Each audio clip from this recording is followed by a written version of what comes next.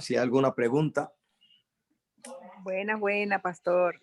Aquí tengo un amigo, aquí está un amigo que quiere que usted le explique cuál es el rey del norte y cuál es el rey del sur. Aquí él habla inglés. Hello. Ajá. Yes. How you doing? Fine. I know. I'm doing pretty good. Okay. Considered. Okay. Yeah. God bless me. I had a motorcycle wreck a while back. Thank you. Same to you. Okay. Que le explique un poquito cuál es el rey del norte y cuál es el rey del sur. Usted puede traducirle porque yo no sé inglés para explicar esas cosas. No. Okay, sí, está bien. Okay. The king of the north and the king of the south. This is? Okay. When you see this prophecy in Daniel, and you thinking in the time before Christ.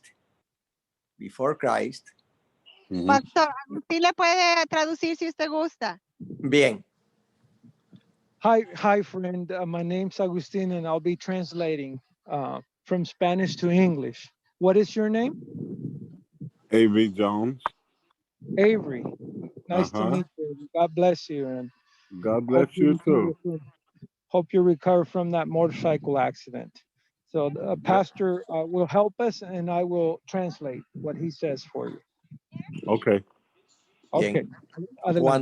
Cuando estamos leyendo la profecía de Daniel en el tiempo antes de Cristo, when we're reading Daniel's prophecy in the time before before Christ, tiene que entender entonces que el rey del norte allí, we have to understand that the king of the north there and then era un país que quedaba al norte de Israel. Was a country that was due north of Israel. Y que el rey del sur, y que el rey del sur era un país que estaba al sur de Israel. And the king of the south was a country due south of Israel. That's in the time of Christ. Okay. Sí, el rey que estaba al sur de Israel era Egipto. The king of the south was Egypt. Egypt. Okay, that's what I thought. I didn't know. Sí, y el país que estaba al norte de Israel, que estaban peleando, allí dice que había una pelea entre el rey del norte y el rey del sur. Entonces había un reino al norte de Israel que peleaba con el rey de Egipto, y ese era gente que estaba en Siria, lo que es Siria. And the king of the north, which at that time was fighting against the king of the south, which was Egypt. So that king of the north was Syria, what we know as Syria. Right, okay. Después de Cristo cambió eso. After Christ, the meaning changed. You know, as we know, prophecy can have more than one fulfillment. Le digo que la profecía puede tener más de un cumplimiento, pastor. Sí. Y eso cambió después de Cristo. Sí. Porque ya después de Cristo no había ningún reino en el norte de Israel que peleaba con el sur. No había. Because after Christ, there was no kingdom in the north of Israel that fought against the king of the south of Egypt. Oh, okay. Entonces el rey del norte allí se llamó al cuerno pequeño, que se llama el anticristo. So the king of the north is now called the small horn, which is the Antichrist. The small horn is the king of the north in prophecy. Okay, that's the king of the north. The Correct. king of the south now is... El rey del sur, después de Cristo, era los poderes políticos y militares. Okay, the king of the south after Christ became the political powers. Los poderes and military powers, political and military powers of the world. So the north is the little horn, and which is the Antichrist, and then the south becomes political and military powers of the world. Would that be Porque Democrat and Republican? Que si eso fuera demócrata o republicano, pastor. en ese tiempo no había esos poderes. Sí, yeah, at that time there was no Democrat or Republican parties, if you would. It was Estamos different hablando, por from- ejemplo, en el siglo VI de nuestra era, ya en el año 600 y 700. For example, we're talking in the 6th century of our era, like the year 600, 700 after Christ. En ese tiempo hubo un poder del norte. Allí ya después de Cristo era el papado, el Vaticano, el rey del norte. So the king of the north, you know, after year 600, 700, became the papacy. After, you know, as we mentioned, prophecy has more than one fulfillment. You can have multiple Right. fulfillments. Y Sí. entonces, what it en ese represents, tiempo, it's what el it papado, que era religioso, él tenía también el dominio político todo en sus manos. Y entonces, por eso, los naciones, los reyes, por librarse del papa, peleaban con él todo el tiempo. Y él peleaba con ellos porque él quería controlarlo a los políticos todo el tiempo, porque él ha tenido dominio, él ha tenido dominio religioso, pero ha querido dominar también a las naciones. And this papal power that we see emerge has had, you know, not only religious, but also political and military power. And other kings and other governments have always fought against the papacy to become free of its tyranny. Okay. Ok, ahora mismo, en este tiempo, el rey del norte es el Vaticano, es el papado. In our days, now, now, present day, the North power or the king of the North is the Vatican. Vatican, okay. And Y the los king of the poderes, South, the king of the Sí. South now. y los poderes políticos son el rey del sur y pelean porque el Vaticano está todo el tiempo por controlar a las naciones. Yeah, and the king of the South is the political powers that are always fighting against the Vatican, wheeling and dealing, because the Vatican has a lot of stroke and they want to free themselves, but they don't know how. So they're constantly fighting. That's the king of the South, you know, the other political nations and powers fighting against the Vatican because the Vatican is always wanting control. Either, you know, be a good way or a bad way, but they want control. They want the control. That's the king of the north. Ok, That's correct. Okay. tiene I que got leer, tiene que leer Apocalipsis capítulo 17, versículo 18. Yeah, if you could read Revelation chapter 17, verse 18. Allí dice que la gran ramera es la gran ciudad que reina sobre los reyes de la tierra. There it says that the great this prostitute, this woman, right, is reigns over all the powers of the earth. Okay, I got a good Women idea in now. prophecy. Dice que tiene una buena idea ahora, pastor. No sé, did you are you satisfied, Avery, or did you want to ask more No, about no. that prophecy? I understand it, but the last one you said that I could read Revelations, what was that?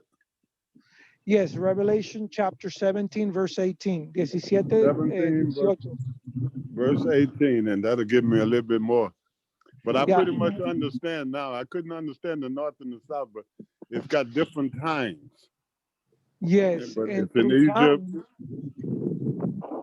Through time, Avery, it's, you know, it's what it really, the intentions of those kings is what it means, and we can figure it out through history with the Bible. We have a book. It's a wonderful book. It's called The Great Controversy, and I have a paperback copy. I don't know if you have a copy of it. I got a copy now from a lady friend of mine, and I got it. I just started reading it about maybe a week ago. Amen, amen. That is going to be great. It's going to reveal to you God's word in an amazing way. And it's going to talk about all those powers, the struggles through time, and also what the Vatican was doing and is trying to do in our days. Okay. Okay. Thank you so much. Okay. You're welcome. Okay. Thank you. Gracias. Gracias, pastor. Gracias. Muy bien. Okay, Yeah. thank you. Thank you very much. Muy bien. ¿Hay alguna otra pregunta por allí?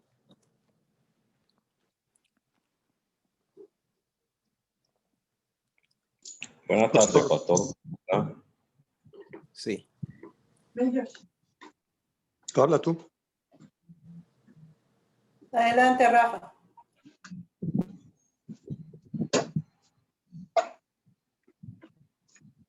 ¿Hablas tú o hablo yo?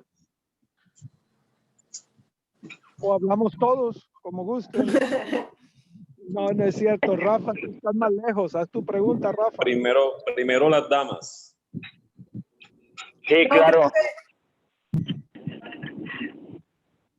Creo que no hay damas, creo que todos son hombres los que quieren preguntar. Entonces, Rafa, que estás más lejos, que estás en Colombia, Rafa. Bueno, pues listo, pues. Pastor, ¿cómo está? Bien, bien, Rafa. Me alegro mucho de escucharte. Claro, Dios nos da sabiduría, pero fíjese, precisamente hoy me dediqué al capítulo de Daniel 11 y 12. Sí. Y la verdad estoy sorprendido porque uno vuelve y lee y encuentra cosas que yo dije, oye, pues si esto lo leí y no lo entendí. Pastor. Entonces tengo una pregunta al respecto. Sí. Dice que cuando el ángel le explica la visión a Daniel, le está hablando sobre lo que va a ocurrir al futuro, ¿cierto? Sí. Ok.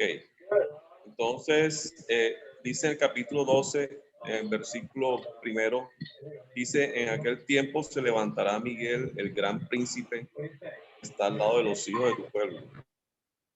Será tiempo de angustia como nunca fue desde que existen las naciones hasta entonces, pero en aquel tiempo tu pueblo será librado de todos aquellos y que se encuentren inscritos en el libro. Esto quiere decir, pastor, que esto que está explicando aquí el ángel, ¿esto se dará en los tiempos del fin o ya se dio? Bueno, esto todavía eso no ha pasado. Nota tú que allí dice en aquel tiempo, tiene que ver qué tiempo.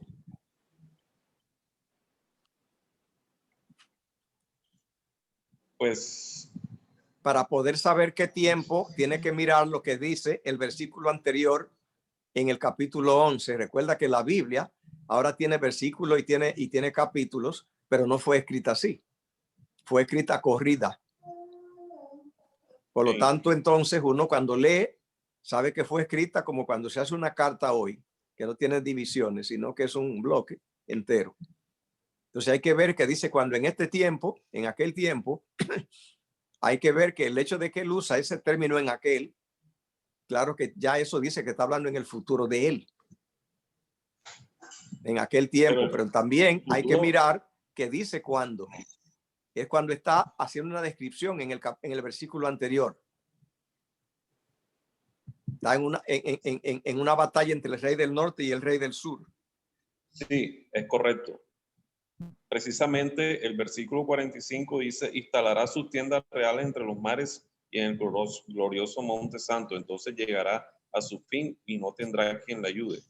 Pero no especifica más nada. Ok, lo único que nosotros tenemos que identificar nosotros, esos acontecimientos, cuando pasaron. Vamos a ver entonces algunos versículos que están anterior a ese allí, porque tenemos que descubrir cuándo eso está pasando, porque allí lo que pasa es que Dios no da fechas. En la Biblia hay muchas fechas para las grandes profecías, pero allí en Daniel 11 no da fecha. Allí lo que da son acontecimientos.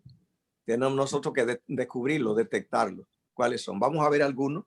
Si encontramos allí, por ejemplo, dice allí que hay una batalla, como predicó el hombre que hizo la pregunta en inglés, en la batalla entre el rey del norte y el rey del sur.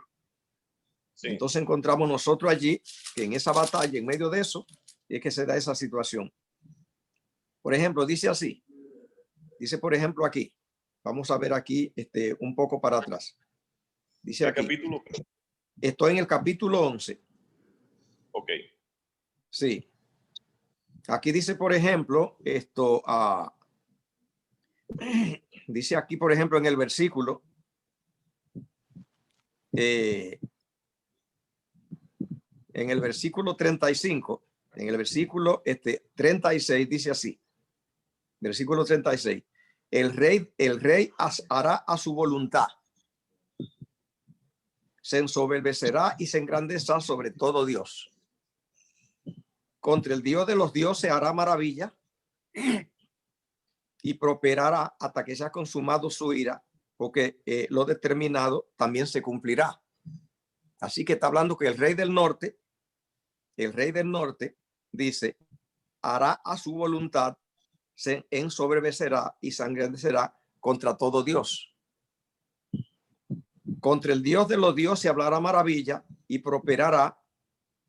Dice el versículo 37, el Dios de su padre no hará caso, ni del amor de las mujeres, ni respetará Dios alguno, porque sobre todo Dios se engrandecerá. Así que entonces aquí vemos que el rey del norte, él respetaba al Dios de sus padres, pero llegará un momento en el cual él ya no hará caso del Dios de sus padres, ni del amor de las mujeres. Y aquí las mujeres son las mujeres de Apocalipsis 17, la gran ramera. Aquí está hablando, las mujeres que habla aquí son las mujeres, dice, con la cual los 144,000 no se contaminaron. Dice que los 144,000 son vírgenes porque no se contaminaron con mujeres. Así que entonces aquí vemos las mujeres y tenemos que saber qué mujeres son estas. Esta mujer aquí que el rey del norte no hace caso y que dice Apocalipsis 14, lo de 1 al 5, que los 144,000 no se contaminaron con mujeres. Son las mujeres, la gran ramera que está sentada sobre la bestia en Apocalipsis 17, que dice que ella es la gran ramera y madre de las rameras. Esas son entonces esas mujeres. Los 144,000 no se contaminan con ella. Tú recuerdas ese versículo, ¿no? De los 144,000 que hemos estudiado. Sí, está en Apocalipsis. 14, ajá. Aquí también dice de ella, son las mismas, que dice que él no hizo caso del Dios de su padre ni del amor de las mujeres. Aquí, y dice que no hizo caso del Dios de su padre. Indica aquí que viene un tiempo en el cual el rey del norte ya él no usará a Dios para su proyecto, ni tampoco a las iglesias. Eso ocurrió con Juan Pablo II, porque el rey del norte es el Vaticano y el rey del sur son los poderes políticos y religiosos que el Vaticano lucha desde su comienzo por controlar, y ellos por defenderse de él y hacen la guerra, y esa batalla entre el rey del norte y el rey del sur está todo el tiempo allí. Pero él allí dice que el rey del norte ya vendrá un tiempo en el cual no hará caso ni del Dios de su padre, ni del amor de las mujeres. Indica que él ahora ni usará a las iglesias, no las necesitará, y el Dios que sus padres honraron todo el tiempo, él ya se deshará de él, prescindirá de él. ¿Quién es el Dios de su padre? El Dios de su padre es Dios, el Dios de la Biblia, el Dios que nosotros tenemos, a Cristo, a Jehová. Ese es el Dios que el Vaticano ha tenido, al cual dice que le ha servido todo el tiempo. Y el amor de las mujeres es las iglesias, incluyendo la iglesia romana. Juan Pablo II, en su documento de cómo él controlar el mundo, él declaró que él no podía, para su proyecto, contar con el concepto religioso que la iglesia de él ha tenido desde el principio del mundo, que era la ayuda divina. Así que entonces rompió con las mujeres. que es la iglesia y el Dios de ella. Dijo que usaría otro Dios. Yo tengo el documento, se llama La llave de esta sangre, allí él lo dice. Y aquí dice que que Dios iba a usar. Dice, más honrará en su lugar al Dios de la fortaleza. Dios que sus padres no conocieron. Eso es lo que está reiterando, que rompió con el Dios que han tenido, del cual se sustentaron todo el tiempo. Y pastor, y ese pacto que quiere hacer el Papa actual con muchas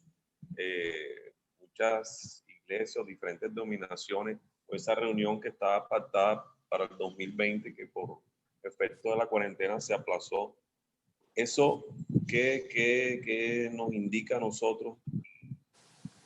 Que puede ser una manera de apropiarse o de dominarlos o digamos, de tener poder sobre todas esas denominaciones a nivel mundial. Es el Consejo Mundial de Iglesias. Es un proyecto, es solamente nada más para coleccionar las religiones todas. Solo para eso. Proponerle una alianza de iglesias con la condición que él sea el jefe. Por eso, para abrir camino a lo que está escrito en la Biblia. Es decir, el plan es el mismo. Sí, es controlar. Controlar. Pastor, y esa reunión ya se dio, ¿verdad? Esas reuniones no ocurren en un día. Trabajar con la gente no pasa en un día. Necesitan muchas reuniones. Se está en eso, bastante adelantado, pero eso porque no pasa en un día, no pasa en una reunión, porque son muchas religiones.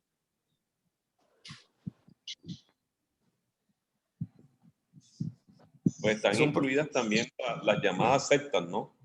Toda religión del mundo. Sí, y organizaciones de toda clase.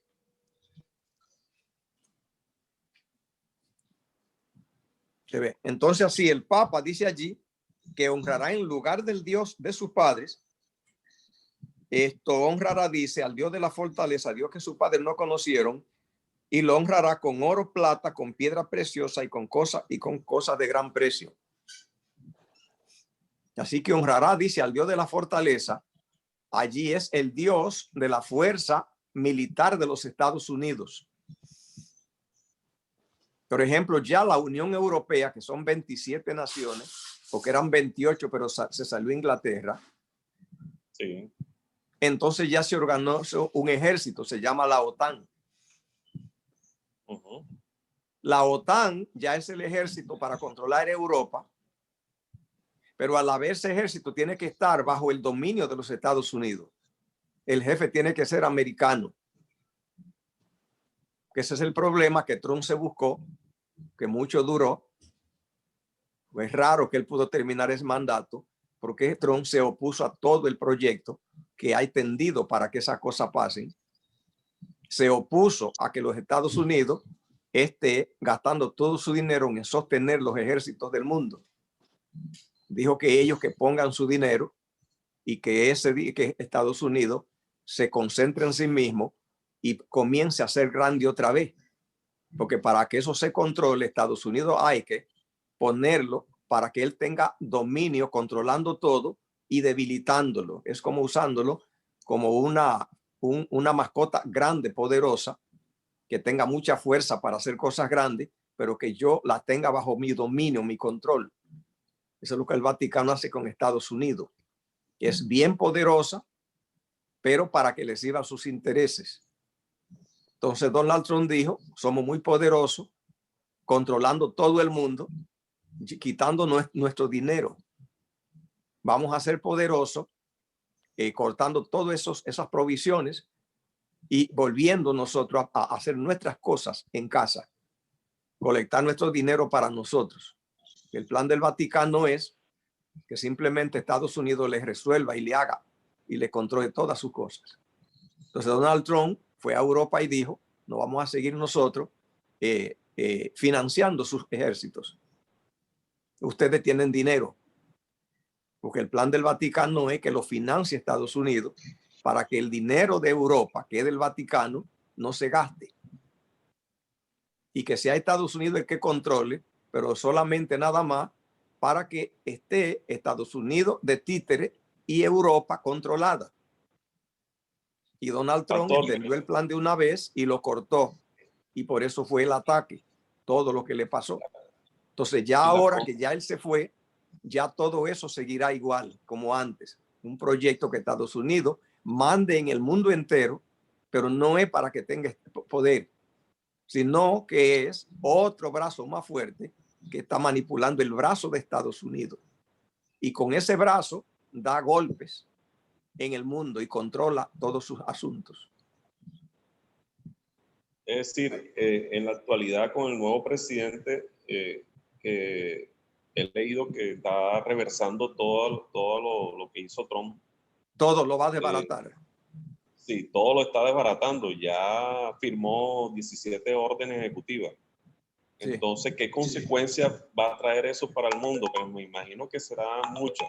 Pero aparte de eso, hay una pregunta del último capítulo de Daniel 12, donde habla, donde explica el ángel que ¿cuándo serán todas estas cosas? Le pregunta Daniel. Y el ángel responde, un tiempo, tiempos y medio tiempo. Pero no ya nosotros estudiamos esas matemáticas, que un tiempo es un año hebreo, tiempos en plural allí son 2 años, y medio tiempo es medio año, son 3 años y medio, 1260 años, que el Vaticano tuvo el dominio hasta 1798, cuando el Vaticano fue desmantelado por el rey del sur. El rey del sur allí es el poder político de Napoleón Bonaparte en la Revolución Francesa. Envió al general Berthier y allí es parte de la batalla entre el rey del norte y el rey del sur, y allí el rey del sur derrotó al rey del norte momentáneamente. Cuando él se cure de esa herida, se levanta entonces contra todo dominio mundial, y ya eso ocurrió con Juan Pablo II. Sí. Sí, habla del quebrantamiento del pueblo santo, de la fuerza del pueblo santo. Sí.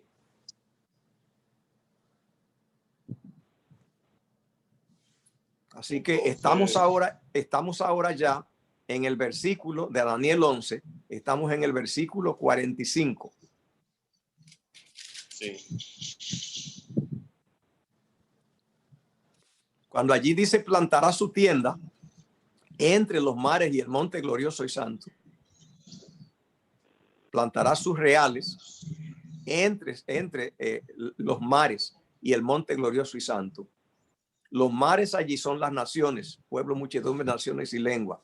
O sea que ya la conquistó, ya la deja atrás entre los mares, dice el monte glorioso y santo. Y lo único que le falta por conquistar ya es solamente el monte glorioso y santo. El monte glorioso y santo es el pueblo que guarda los mandamientos de Dios y tiene el testimonio de Jesucristo.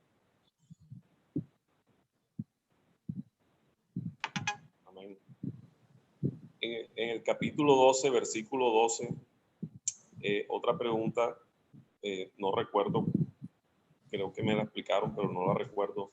Dice, bienaventurado el que espere y llegue hasta 1335 días. ¿Qué quiere decir ahí? Sí, todo eso son acontecimientos que pasaron y se cumplieron en el 1844.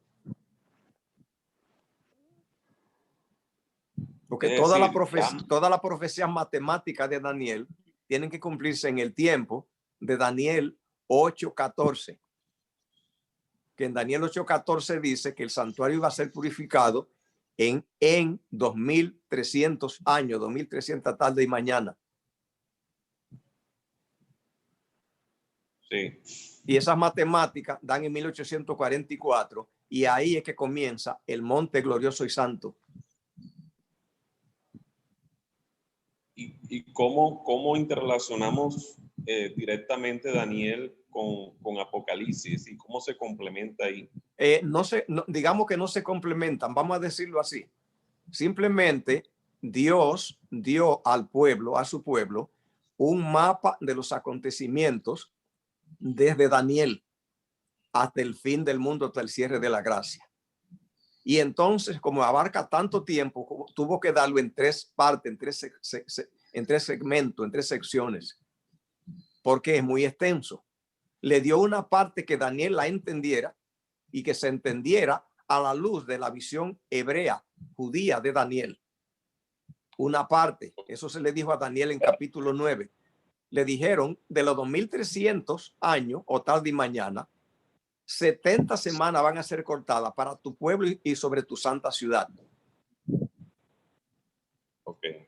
Así que en Daniel 8:14 vemos que le dice cuánto es. En el capítulo 9, versículo 24, le dice ahora Daniel, para ti y tu pueblo, te vamos a cortar un pedazo de eso. Y es la parte que tiene que ver con tu pueblo y sobre tu santa ciudad, que es lo que tiene que ver con el Mesías. Luego entonces a Juan le da otra sección. Es el mismo Daniel. Daniel cubre todo, pero entonces actualiza Apocalipsis con Daniel.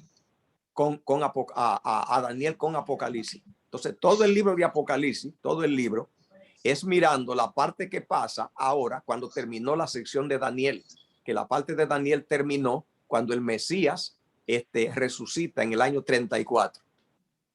Sí. Ahí terminó la parte que Dios dejó que Daniel pudiera entender, porque eran los judíos, los hebreos del proyecto. Entonces Daniel no entendió más. La parte que Daniel no entendió fue la que pasó después de los hebreos, de la parte hebrea del proyecto. La parte hebrea terminaba con el Mesías.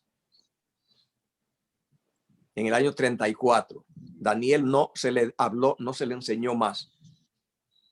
Pero el libro lo contiene. Pero Daniel dijo, yo no lo entiendo. Y se le dijo a Daniel que no se preocupara, que lo sellara, porque Dios se lo tenía para que Juan lo tratara. Entonces Juan trata la otra parte. Okay. Entonces hay una parte que Juan no cubre. Juan no cubre, no se le dio que Juan lo entendiera, la parte que toca a partir de 1844. Esa es la tercera parte. O sea, Daniel está repartido en tres partes. En Apocalipsis capítulo 10, allí entonces, a Daniel se le dijo, en Daniel 12, que sellara la palabra y sellara el libro, que lo cerrara. A Juan se le dijo lo mismo en Apocalipsis 10. Dice, cuando yo oí que hablaron los 7 truenos, yo iba a escribir y me dijeron, no escriba, séllalo. Porque ya a Juan no le tocaba saber lo que los 7 truenos iban a decir. Y entonces, ese sería, me imagino que ya el fin. Sí, vamos a verlo en Apocalipsis 10. Ya vemos en Daniel capítulo 12 que a Daniel se le dijo que sellara la palabra, que cerrara el libro hasta el tiempo del fin. Es hablando que ya del Mesías en adelante Daniel no tenía ya acceso. Entonces ahí lo agarra Juan, porque Juan ahora es del Mesías, del tiempo del Mesías. Entonces Apocalipsis 10, a Juan también le dicen en un momento dado que tampoco, que no escriba. Eso lo dice aquí, dice aquí. Dice Apocalipsis 10:1. Vi descender del cielo otro ángel un fuerte, dice, envuelto en una nube, con el arco iris sobre su cabeza, su rostro era como el sol, y su pie, dice, como a columna de fuego. Tenía en su mano un librito abierto, puso su pie derecho sobre el mar, el izquierdo sobre la tierra, clamó a gran voz como cuando ruge un león. Cuando hubo clamado, 7 truenos emitieron sus voces. Cuando los 7 truenos emitieron sus voces, yo iba a escribir, pero hay una voz del cielo que me decía, sella la cosa que los 7 truenos han dicho, no las escriba. Entonces ahí terminó ya el tiempo de Juan. Porque ya a Juan se le dijo también que ya había una parte que no le tocaba a él. Esos 7 truenos son el mensaje profético del fin a partir de 1844. El mensaje de los 7 truenos, Juan no lo supo. Y nunca fue revelado. Sí, claro, porque ya estamos en el tiempo de los 7 truenos. Comenzaron en 1844. Pero en la Biblia, en la palabra. Sí, en la palabra quedó escrito. Lo que no lo sabían eran los autores del libro. Ok. Porque no iban a vivir en ese tiempo. Pero el pueblo que vive ahora, él tiene que saberlo. A ellos se les diría.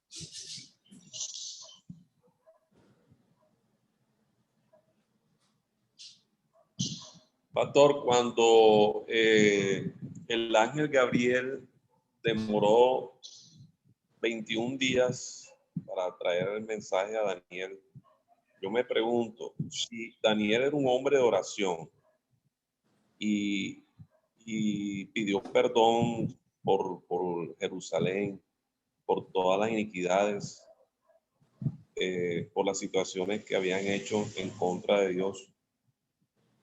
Y en esa oración, la respuesta demoró ese tiempo. Yo me pregunto, ¿cómo podemos nosotros? Porque hay una oposición. Pues nuestra oración, o todas las oraciones de todas las personas en el mundo, hay una oposición. Entonces, ¿cómo podemos nosotros tener la certeza o cómo podemos mejorar para que esa oración y esa respuesta llegue más rápido? O no sé si me hago entender. Lo que hay que entender es por qué tardó. Correcto. Eso es lo que yo quiero saber. La razón por la cual tardó la oración es porque cuando Dios está trabajando con seres humanos, no puede hacer la cosa cuando Él quiere. Sino que tiene que salir a cabildear con individuos, y cuando pueda con ellos conseguir consenso es que puede actuar. Porque dice el ángel que Miguel tuvo que ayudarlo para que pudiera traer el mensaje. Es decir, entonces la oposición era muy fuerte. En otras palabras, hay personas con las cuales luchar. No se podía hacer cuando Dios quisiera porque tiene que cabildear, negociar con individuos. O sea, hay una diferencia entre una oración dependiendo de cada situación o de cada nación. Cuando se está orando por un carro es una cosa, y cuando se ora por persona es diferente. Porque los carros no piensan, no hay que convencerlos, pero a los seres humanos sí.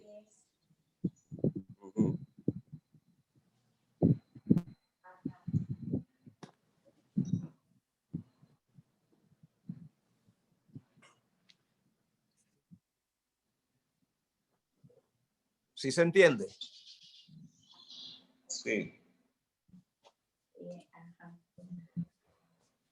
Entonces el ángel lo que tuvo fue una batalla, una lucha, tratando con individuos para poder convencerlo, para poder persuadirlo. Y él dice que dice que había una lucha en el rey de allí de Persia, el rey de Persia allí. En Persia había 2 reyes. Uno es Satanás y el otro era el hombre, la persona que estaba allí. Y el ángel tenía que estar luchando entre Satanás y el rey de Persia, el hombre, hasta poder trabajar en la mente del rey para que el rey pudiera ser accesado por el Espíritu y se diera para dejar salir al pueblo, que era lo que había que lograr. Ok, ya entendí.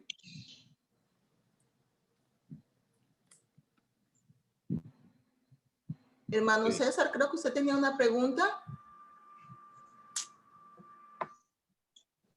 Gracias, pastor. Bien. Sí, sobre la esposa de Lot que se convirtió en una estatua de sal, ¿no dice nada más la Biblia de lo que va a pasar de ella en la hora del juicio? No dice más. No tenemos ningún dato más. Ok. Bueno, gracias. Melissa, veo tu micrófono abierto. ¿Tienes una pregunta? Oh, no sé por qué está abierto. Ok, está bien. Dari, yo tengo una pregunta. Adelante, hermana Blanquita. Sí, mira, pastor, yo tenía una pregunta. Los 24 ancianos de Apocalipsis, habla de ellos en el capítulo 4, me parece. ¿Ellos son ancianos humanos o son seres celestiales? Los 24. La Biblia da muchas pistas en muchas ocasiones. Aquí la Biblia da una pista. El número no da pista, da una pista. Cuando uno estudia numerología bíblica, hay muchos números en la Biblia que son puestos allí para que den pistas. Entonces el 24 es una pista, porque el 24 viene del 12. En la numerología, el 12 es remanente humano, remanente de la tierra, es el 12. Por lo tanto, el 24 me dice que es un remanente grande humano de acá de la tierra. De la tierra, ok. Entonces son personas humanas. Sí. Esas personas ya están en el cielo. Sí, cuando Cristo resucitó, él llevó miles de personas. Miles de personas, ok. Eran mártires, gente que había muerto violentamente por el evangelio. Por el evangelio, ok. En el tiempo de Jesús. Jesús cuando resucitó. Ajá, ok. Entonces sí son seres humanos, ok. Esa era mi pregunta. Ellos ya están sentados ahí en los 24 tronos. Sí. Ok. Muchas gracias, pastor. Bien. Gracias por la pregunta. Ajá, adelante. Pastor, mi papá tenía una pregunta. Adelante, papá. Oiga, pastor, disculpe. Nada más era para preguntarle sobre el muladar. ¿Qué significa el muladar? Cuando Ana en la oración lo dice, ¿verdad? O sea, para que sacó el muladar para ocupar un sitio de honor. Mira, ¿Ha considerado usted qué es el muladar? Cuando dice allí en Apocalipsis, cuando dice allí en Daniel dijo que los magos que no pudieran descifrarle el sueño que él tuvo y perdió, lo iba a cortar, dice, en cuartos y convertir su casa en muladar. Eso amenazó en Nabucodonosor con los sabios, porque no podían descifrar el sueño. Muladar lo que significa es un lugar inmundo, un lugar que se declara inmundo, un lugar que se tira inmundicias, que se tira basura. Ese es un muladar. Gracias, pastor.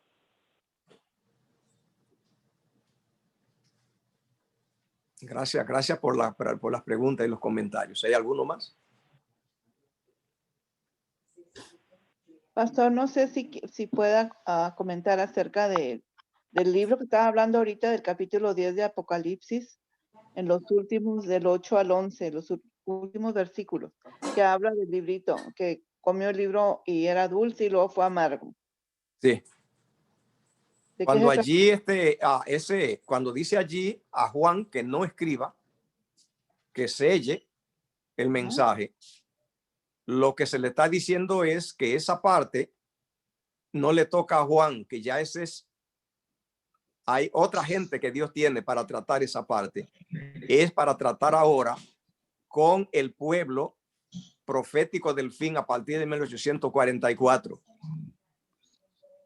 Y ahí le dice que es necesario que profetice otra vez. Ese otra vez indica que es necesario que aparezca otro profeta, porque ya el que había se le terminó su tiempo. Y ahí entra la señora White. Ahí entra Elena de White. Elena de White. Ok. Sí. Muy bien. Ok. Gracias, pastor.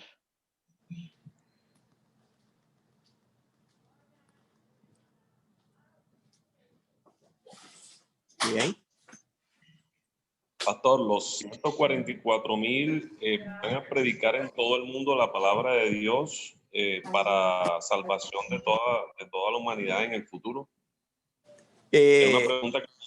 Sí, los 144,000, su misión su función es cumplir la promesa de Jesús de Mateo 24, que él dijo, será predicado este evangelio del reino para testimonio a todas las naciones y entonces vendrá el fin.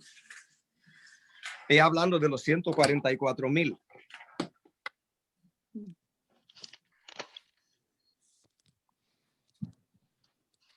Cuando Cristo dijo, entonces será predicado este evangelio del reino para testimonio a todas las naciones, dice, y entonces vendrá el fin. Entonces está hablando de los 144,000. Es hablando de los 144,000. Eso quiere decir que toda persona que acepte a Cristo doble rodilla será aceptada, será perdonada. Claro, siempre ha sido así hasta que se cierre la gracia. Todo el que se acerca a Cristo es perdonado. Siempre ha sido Entonces, así. Ese futuro todavía no se ha dado. Estamos en ese tiempo. A partir de 1144 estamos ahora en Mateo 24:14. O sea que puede ser cualquier persona, no necesariamente tiene que ser santa, sino cualquier persona que haya aceptado a Cristo puede estar dentro de los 144,000. Es decir, los 144,000 son pecadores del mundo, gente de la tierra, todos. Ajá. Que tendrán una experiencia y se prepararán así. Y usted dijo esta mañana que no morirán. No, la última generación espera viva a Jesús. O sea que Dios lo va a proteger. Ellos tendrán una experiencia espiritual que no ven la muerte.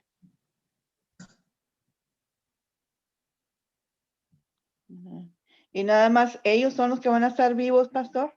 ¿Los 144,000? ¿O a ver, recuerde que los números no son literales. El libro no es literal. Es simbólico. O sea, puede ser millones de personas, ¿no? Es decir, ahorita me hicieron una pregunta sobre los 24 ancianos. 144,000 es el 24 también. Porque todo es múltiplo de 12. 144,000 es 12 por 12. Y 24 es 12 por 2. Es lo mismo.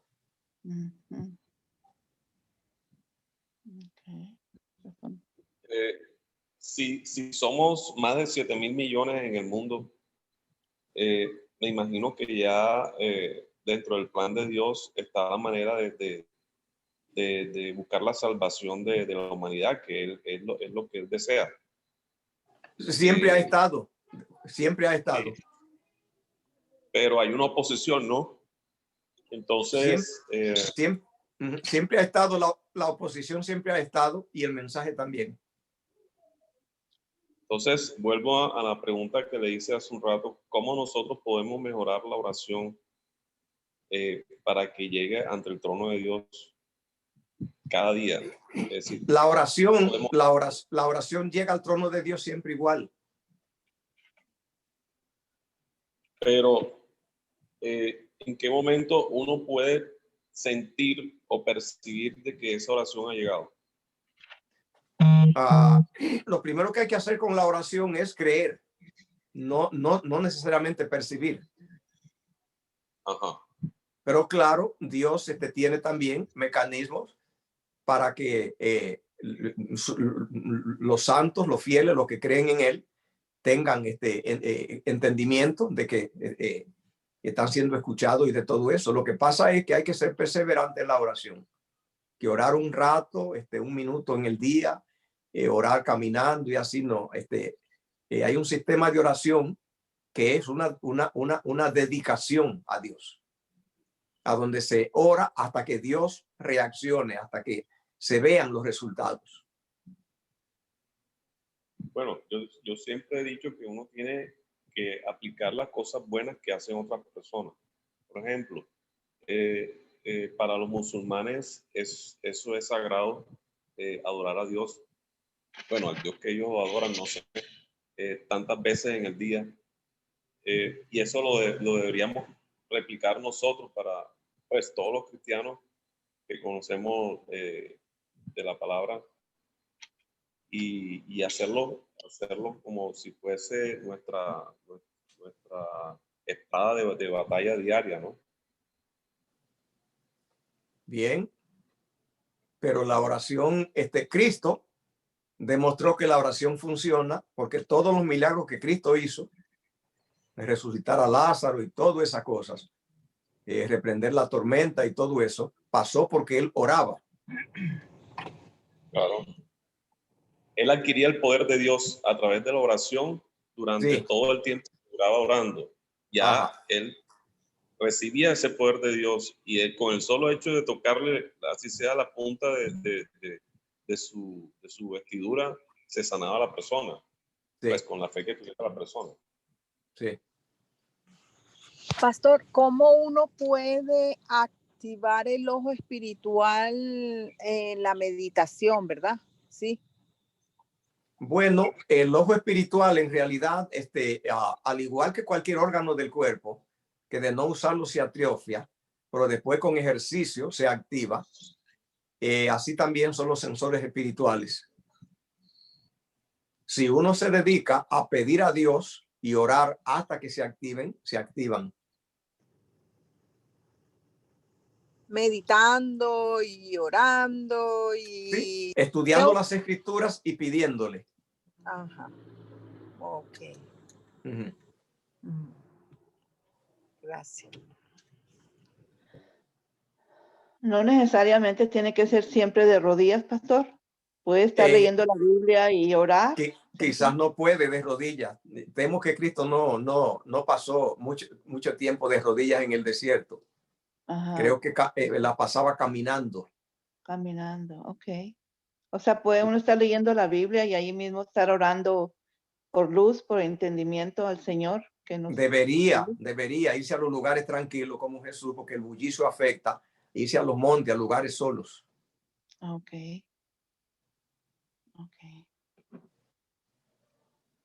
Muy bien. Eso es cierto, pastor. Quería comentar porque he podido notar un contraste ahora que estuve en mi país, donde siempre se escuchan muchos más ruidos que acá en Estados Unidos, y especialmente donde yo vivo, que es un pueblo tranquilo, ¿no? Y cuando llegué al silencio, a este silencio completo, puede uno escuchar mejor la voz de Dios. Eso funciona. El ruido afecta mucho. Por eso fue que se le aconsejó a los adventistas que dejaran las ciudades por el efecto del ruido. De los 5 sentidos, hay 2 sentidos que ellos ocupan. Yo no sé qué tanto por ciento, yo calculo que un más de 80% de todas las avenidas de información. Solo el ojo y el oído. La Biblia lo menciona. Entonces, ¿qué pasa en la ciudad? En la ciudad es afectada el oído por el ruido y el ojo por el caos artificial y de locuras y alboroto. Entonces, el ojo y el oído, que entre los dos, me calculo que más de un 80% de toda la información que recibimos en la ciudad son atiborrados, son atacados, porque está todo artificial, todo lleno de tumultos y de gentío y vicio y maldad, peleas. Entonces se le dijo a los adventistas, no vivan en las ciudades, para que esos 2 sensores tengan otra oportunidad, otro trato. Porque esos son los 2 sensores. Dios primeramente comienza en el oído, después el ojo. Y cuando son atacados así, son obstruidos.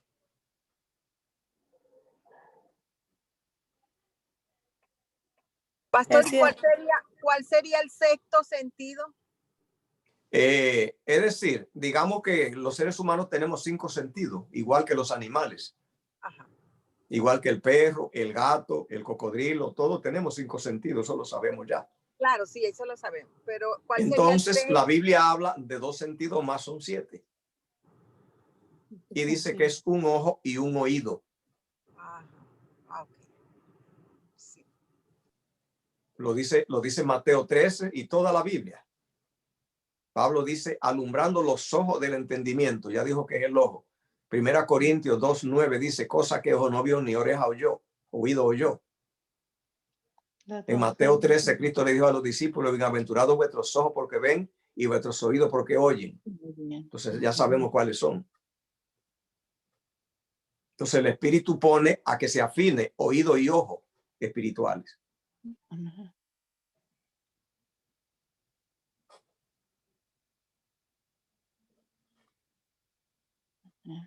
Y es cierto, pastor, lo que usted decía, que ese oído y ese ojo espiritual se afecta cuando estamos en medio del bullicio. Uno no se da cuenta, pero poco a poco se va minando y siente, uno es como una apatía.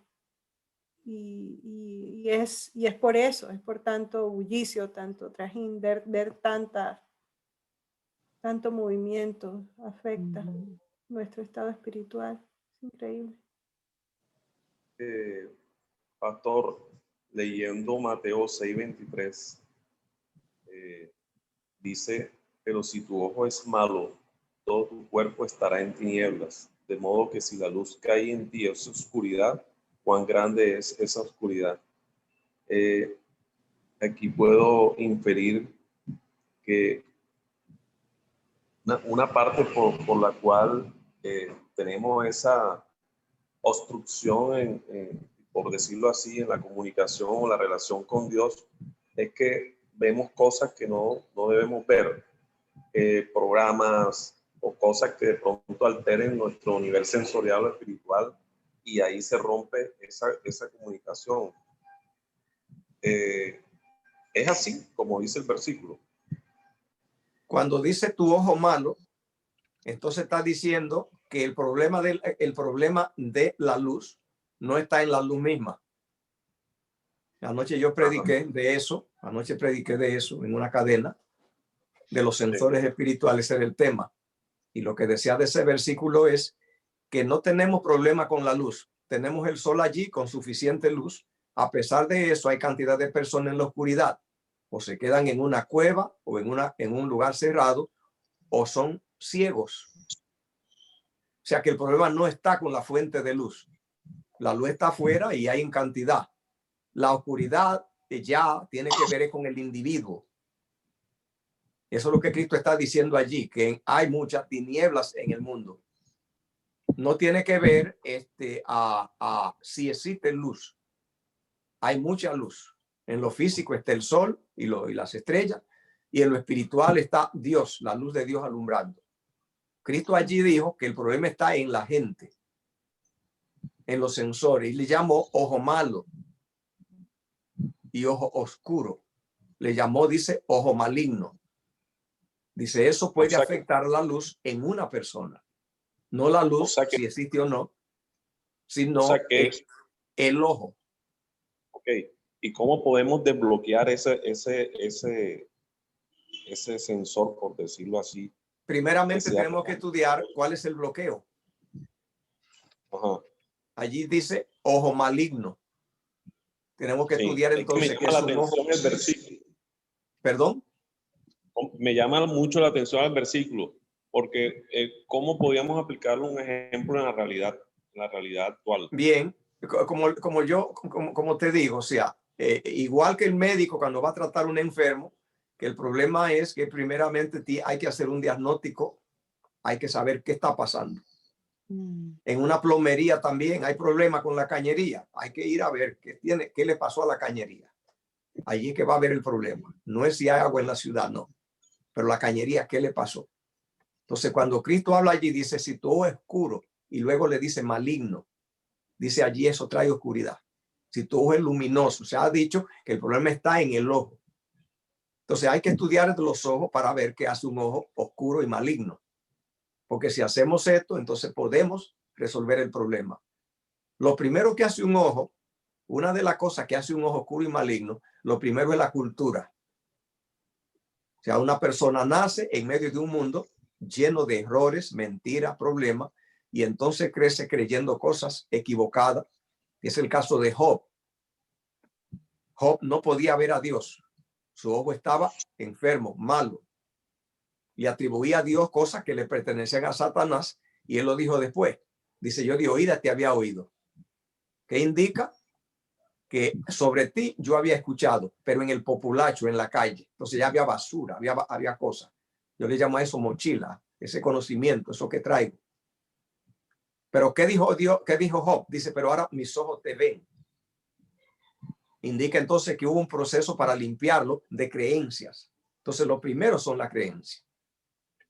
Otra cosa que daña los ojos, peor, es si el espíritu hace amagos, intentos, guiños de alcanzar a la gente y la gente se aferra defendiendo posiciones, cosa que le gusta mucho al ser humano, justificar posiciones, defenderla, conferirle mucha credibilidad a posiciones y creencias. Entonces el espíritu se siente rechazado y cada rechazo afecta al ojo mismo. El apóstol Pablo le llama conciencia cauterizada. Otros le llaman conciencia encallecida. Lo mismo que pasa con la sensibilidad. Si usted usa zapatos toda su vida y usted luego se va al monte a caminar descalzo, el primer día usted no va a poder caminar mucho. Pero si sigue intentando, el segundo día le duele un poco y camina, pero al mes usted ya va perdiendo la sensibilidad porque va echando cachaza, callo. Así la conciencia le pasa. Intentos de que la luz entre y el individuo busca, ¿cómo se llama? Argumentos y evade, va produciendo un encallecimiento y después ya no tiene sensibilidad. Ya no se da cuenta cuando rechazó verdades que antes le hubieran sido impactantes. Entonces eso, la luz y el ojo tienen ese efecto también. Entonces hay ojos que están encallecidos ya porque rechazaron la luz y eso se vuelve un ojo malo, un ojo maligno y oscuro. Como rechazar la verdad de Cristo. Sí. O no aceptar que hay un Dios. No, eso todo el mundo. El primer promotor de que Dios existe es Satanás. Eso todo el mundo, nadie niega a Dios. Aún los ateos, el concepto ateísmo indica que creen en Dios. Porque nadie ataca y rechaza lo que no existe. Ese no es el problema. El problema es cuando le traen verdades que atañen a su preparación para la vida. Te dice, deja esto, deja aquello. Mira esta verdad, mira la Biblia dice esto. Observe el sábado, observe este principio, deja este vicio, deja aquella cosa. Y la gente comienza a discutir como las religiones, todas que cuando se le presenta un versículo aquí, tienen una defensa impresionante para argumentar. Y la verdad no penetra, no llega. Verdades que son doctrinales. Ese es el problema. Sí, uno de los errores más comunes de todo ser humano, me incluyo yo también, es la mentira. Y ese es el pecado que digo yo, que más comete el 99.9% de todos los habitantes de este mundo. ¿Cómo podemos nosotros trascender y eliminar eso que muchas veces, por A o por B motivo, sin querer o lo estás pensando o a veces lo dices y después te das cuenta que dijiste fue una mentira?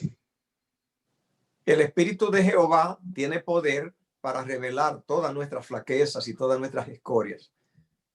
Hay que simplemente sacar tiempo para leer la Biblia, porque la Biblia, leyéndola mucho, ella va afectando, atacando las fibras del mal. Así como le dan tratamiento a la gente con cáncer, que le dan quimioterapia para que ataque células malas. Leer mucha Biblia ataca las células malas del carácter. Pero hay que hacerlo intencionalmente, buscando que la luz de Dios opere y leer mucha Biblia, porque la palabra de Dios tiene poder para operar en la vida. Cuando uno va leyendo, ella entra por los ojos y afecta. Y luego entonces pasar tiempo orando, pidiendo que Dios opere, que cambie, que quite. Y eso es lo que funciona. Y que quite, pastor. Ay, perdón. No, tranquilo.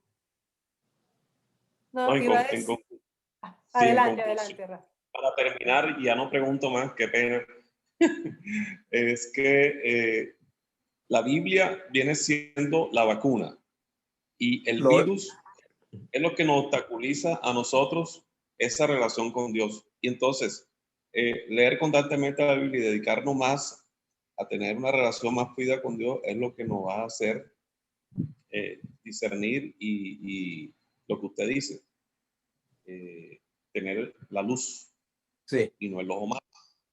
Sí. Ya, esa es la conclusión. Gracias, pastor. Muy amable. Gracias, Rafa. Gracias. Iba a decir, aportando allí a la conversación, que precisamente algo en lo que he venido meditando recientemente es, y que he visto esta palabra repetida en diferentes lugares, diferentes escritos, es la palabra prejuicio. Y que esto que usted está diciendo, ese bloqueo mental, muchas veces viene por prejuicios. Entonces, quizás si pudiera hablarnos un poquito de lo que es un prejuicio y cómo eso nos afecta a nuestra vida espiritual, porque veo que afecta tremendamente. Bueno, la gramática dice que prejuicio es tener un juicio antes de. Entonces, si yo voy a estudiar un perro y voy con prejuicio, y yo estudio animales y estudio conducta canina y voy con prejuicio, no voy a tener éxito porque ya yo llevé un entendimiento allí al campo de estudio. Si yo llevé un entendimiento de que los perros son agresivos, lo mejor sería que yo en el estudio lo descubriera. Para yo saber por estudio y no por un miedo que me inculcaron mis padres, sobre todo los miedos de los animales se inculcan esto entre un día de nacido y los 3 años sobre todo. Usted ve que hay personas, muchísimas personas, que usted ve el terror que le tiene a animales. Eso es porque lo vieron cuando estaban en ese edad antes de los 7 años, lo vieron. Y allí entró eso, sobre todo en los 3 primeros años. Un terror a las cucarachas, que son sucias, pero mucha gente es un terror que le tiene. Mi mamá, que me crió, mi tía, ella era a los gatos. Para ella, Satanás estaba en persona en los gatos. Sin discusión. Ella veía un gato y simplemente era a palo limpio. Porque ella estaba convencida que era Satanás.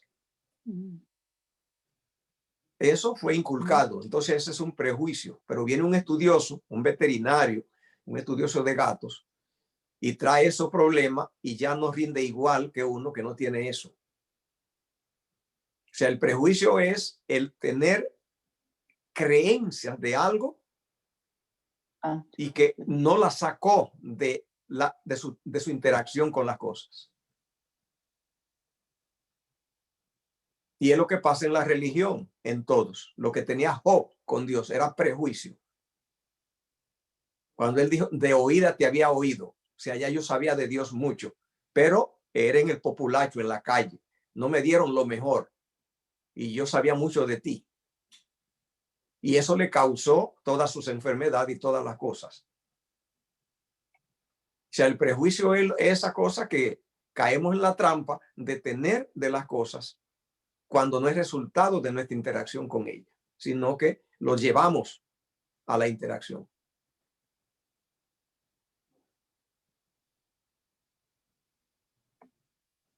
Hermanos, tenemos 5 minutos para una pregunta más quizá o 2, porque tenemos ahora mismo a las 5 reunión de los jóvenes, entonces utilizamos este mismo enlace.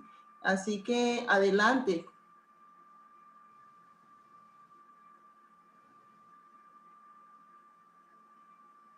Muy bien. ¿Hay alguna otra pregunta para el pastor? Pastor, ¿uno puede visualizar la familia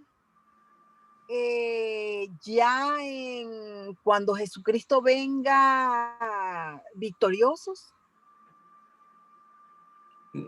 ¿Cómo es la pregunta bien? No puedo enfocarla bien. ¿Cómo es? Visualizar. Así como cuando uno, sí, visualizar pues a la familia. Pero ¿en qué sentido? ¿En qué sentido visualizarla? Como que, o sea, ya somos salvos, pues. Se podría visualizar eso. Yo creo que nosotros podemos saber mucho de nosotros mismos, de cada uno, pero de otra persona no creo que podemos saber mucho. Okay. Porque yo sé de mí, yo sé la intención que tengo con Dios y los planes que tengo, pero no conozco los planes de otros. Pero ¿y la promesa que tú y tu casa serás salvo? No, la Biblia no dice eso. No hay promesa en la Biblia de eso. No. Cuando Pablo le dijo al carcelero de Filipo eso, no fue a todo el mundo que le dijo así. Fue a él solo, porque todos se bautizaron ese día. Yo pensaba que era la promesa para la familia. No es promesa, no, eso no es una promesa. Ahora, eso se puede convertir en verdad. Todo lo que hagan, como hizo el carcelero de Filipo con su familia, pero eso no es una promesa que Dios dijo, mira, se van a salvar todos, así porque tú vas a hacer esta promesa, la vas a coger de tu lado. Hay una fórmula para lograr eso. Si aplica la fórmula, lo mismo que pasa con la matemática, lo mismo que pasa con la química, hay una fórmula. Hay que hacer un plan con los hijos y la esposa, el padre de familia, desde el tiempo del embarazo con los niños, elaborar una receta, una herramienta, una agenda de comportamiento, y hay una receta para lograr eso, de que se salve tú y tu casa. Pero si uno lo conoció ya tarde. Bueno, yo estoy hablando de recetas. Okay. Sin recetas, Dios no se logran los planes divinos. Sin planes. Sí. Cada uno le toca entonces arreglar sus cosas con Dios porque ya se conocieron ya tarde el evangelio. Sí. Gracias, pastor. Bien. Feliz día, feliz tarde. Amén, amén. Gracias por la pregunta, comentarios. Amén. Pastor, muchas gracias por su tiempo esta tarde. Amén. Y le agradecemos profundamente. Hermanos, si usted tiene alguna pregunta por allí que no logró verbalizarla hoy, recuerde que nos volvemos a encontrar el próximo sábado a las 3:30 y sus preguntas son bienvenidas.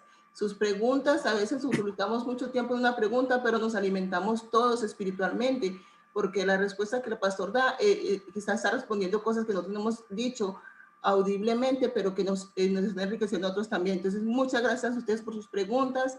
Muchas gracias, pastor, y que tengan una buena tarde, y a los jóvenes, por ahí los maestros de los jóvenes, que les vaya muy bien en su reunión enseguida.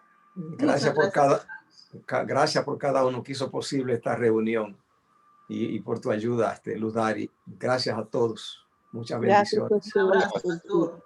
Un abrazo. Gracias, pastor. Feliz semana. Feliz tarde. Feliz tarde. Bendiciones. Amén.